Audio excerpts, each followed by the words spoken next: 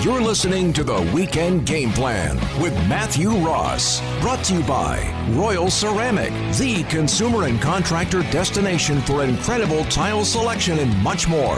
Visit royalceramic.com. The Weekend Game Plan on TSN 690. It might seem crazy what I'm about to say. Sunshine, she's here, you can take a break. I'm a hot air balloon that could go to space. With the air, like I don't care, baby, by the way. Because I'm happy. Clap along if you feel like a room without a roof. Because I'm happy. Clap along. Welcome back. It's Weekend Game Plan. I'm Matthew Ross. It's game day. Canadians, Penguins. Just after 8 o'clock. Puck drop tonight. Dan and Sergio on the call right here on TSN 690. 6 p.m. We have the Baton Rouge Habs pre-game show. Now, here's a question for you, Dave. Who's hosting that?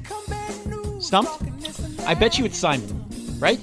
I Simon? think it's going to be Sean and... Is it Joey? No, Simon? Sean and Mitch. Sean and Mitch? Yeah, I'm Really? pretty sure. All right. Pretty sure it's going to be... Maybe we can ask Mitch before 9 o'clock. There you go. Yeah. All right. Sorry, Simon. Let's get to the amateur sports. Weekend Game Plan gets out into the community with Suburban Newspaper sports editor Mark Lidbetter and the Amateur Sports Report. Sports at thesuburban.com is the email address for Mark's weekly segment or for the weekly newspaper in the greater Montreal area. Mr. Lidbetter, where are we starting first? Some training camps, because players are going to hit the ice starting this weekend as training camps for the 15 midget AAA franchises get underway for the upcoming campaign. And that includes Laval, Montreal, Rousseau Royal, the Chateauguay Grenadiers, and the Lac St. Louis Lions, who were all in the playoff hunt when play came to a halt back in March. Now, several scenarios had been presented to league governors with the course of action receiving unanimous support by the board. So tentatively the season is set to open on Friday, September 11th, and it's going to be a full 40-game campaign if all goes well. Now, what the teams are looking at are 20 divisional games and 2 games against each of the 10 teams that make up the other 2 divisions of the league. But should there be a second wave of COVID-19 and a later start is dictated by public health, those matches could be made up at the end of February or early March.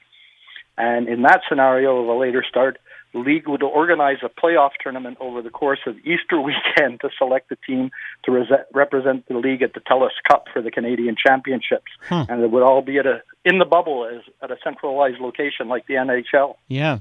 And then the Jimmy Ferrari League Championship would then be decided following that and run until mid-May for hockey. Wow. Yeah. If there is no interruption of games, postseason would unfold as it normally does, and the league champ would move on to the TELUS Cup. Now, training camps will carve out the rosters for this coming season by late August, and there'll be several exhibition games that'll lead to opening night. So some hockey come towards the end of August. Okay. Good caliber hockey. Yeah, fingers crossed for sure. Amateur Sports Report here with Mark Lidbetter just ahead of Habs Breakfast. Dave Pagnotta will join us for that. All right, Mark, elsewhere, money. Yeah, during the virtual presentation where 43 student athletes were recognized for their dedication in the class and in their respective sports, $147,500 was dispersed, thanks to the numerous community-minded partners, along with the Quebec Foundation for Athletic Excellence. And there were a pair of local athletes taking part in the event, as Lachine's Edward Lee and Elizabeth Boutin accepted 4,000 bursaries. Now, Lee is a top table tennis player, and I know you got back in the win column today. That's right. He was a recipient for academic excellence from the Alcoa Bursary Program.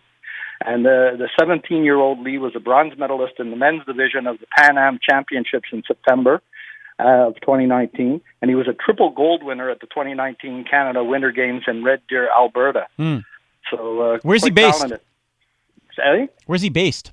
He's based out of Lachine. Boom! So, you get in touch with him. You tell him I want to play him. There's now outdoor courts. There's one in NDG. There's an outdoor ping pong table now in Côte Saint Luc. So I want him. The gauntlet is down. Yeah. Right? All right. Sorry. Go on. Well, he looks to crack the top 100 players in the world and has his eye on the 2024 Olympics. So maybe you'd be good for his training plans. You know? Actually, Mark, there are a couple of tables, I believe, at the Lachine Canal as well. There you go. Right in his backyard. That's right. So he'd have home table advantage. Oh, okay. All right. And he's a College de Montreal student in the Sportitude stream, and he maintains an 85% average. So he probably is pretty crafty when he serves them up. Now, triathlete Elizabeth Boutin was recognized by the Samson Group Conseil, Lucier Duc del Parazo Group, for support in academic and sports success. And she finished fifth in the Pan Am Cup in Florida, placed 31st in the Tongyong World Cup in South Korea, and 32nd at the Miyazaki in Japan in October 2019. Now, she wants to rank among the top 20 in the world and earn a berth in the 2024 Olympics. Yeah, so a couple of good local athletes with some good smarts. All right, and let's move on to the pitch. Well, the Premier, we got some soccer action and some baseball action going on this weekend if anybody wants to Well, get there out. you go. Pitch means something in baseball, too. Yeah, go ahead. There you go. I didn't think you'd throw me that curve, but No. the Premier League Soccer de Quebec launches the men's portion of the schedule today with a trio of matches. AS Blainville will visit the Celtics de Haut-Richelieu, but my pick is for a double portion of the beautiful game.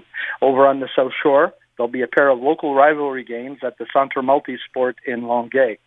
The Longueuil main team and the reserve squad will host St. Hubert and their reserve team, and the big teams play at 6:30, followed by the reserve units at 9 p.m. And if baseball's your thing, today at St. Claude Robillard, the Pee Wee AA Montreal Orange Orioles will take on the Lac St. Louis Orange Tigers at 11 a.m. Okay. And that'll be followed by the Pee Wee AA Black Orioles facing the Laval Associés, which is nice to see. There's a couple of teams at the younger levels. That means you're developing players. There's more interest. Yep.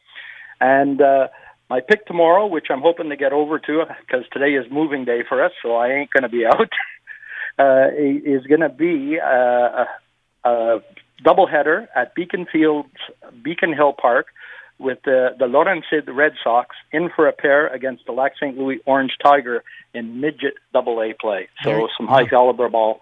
All right, very, very good. That's a lot in the report today, Mark. Thank you, as always. Lift with your knees, Mark.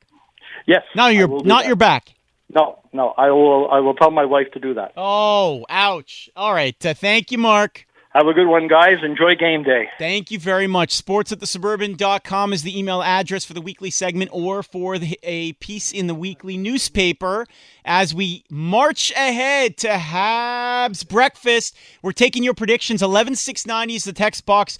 What are your predictions for Habs versus Pens? Could be how many games that the winner will need. Could be player predictions. Whatever the case may be, 11-690 is that text box. Remember, 12 hours from now, almost, it'll be Puck Drop. Habs versus Pens on TSN 690, the Baton Rouge Habs pregame show with Sean Campbell and Mitch Gallo. Thank you for the text, Sean Campbell. And obviously, Mitch coming up in an hour's time for the Play It Again radio show. But up next, Dave Pagnotta from the fourthperiod.com joins us for Habs Breakfast.